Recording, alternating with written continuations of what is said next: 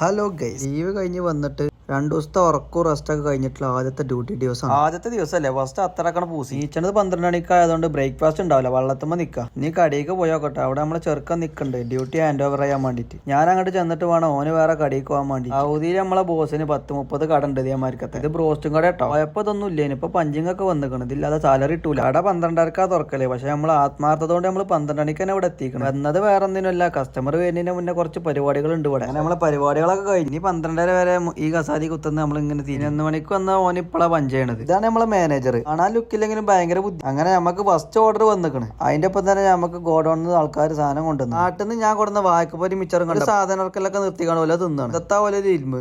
അങ്ങനെ കുറെ കസ്റ്റമറൊക്കെ വന്ന് സംഭവം 3:30 ആയിക്കണം. നമുക്കൊരാൾ വരാണ്ട്, അതാണ് ഇച്ചങ്ങായി. സംഭവം ബംഗാളാണെങ്കിലും ബംഗാളികളെ മന്തപ്പൊന്നും ഓനില്ല. അതും കഴിഞ്ഞ് 4 മണിക്കുള്ള അസർവാൻ കൊടുത്ത് ഞങ്ങൾക്ക് കടഎടുക്കാനായിക്കണ്. കിട്ടിയ പൈസ എണ്ണി പെട്ടിയിലാക്കി ഫാൻ ഓഫ് ആക്കി ഞങ്ങൾ ഇറങ്ങിക്കണം. 4 മണി എവിടെ നിൽക്കൂല, പഴിച്ചിട്ട് ചോറ് റൂമിലെത്തിക്കണ്. അങ്ങനെ വാതിലും പൂട്ടി നമ്മൾ അവിടെ നിന്ന് ഇറങ്ങി. സംഭവം 4 മണി ആയതൊന്നും സൂര്യൻ അറിഞ്ഞിട്ടില്ല. നല്ല ചൂടാ.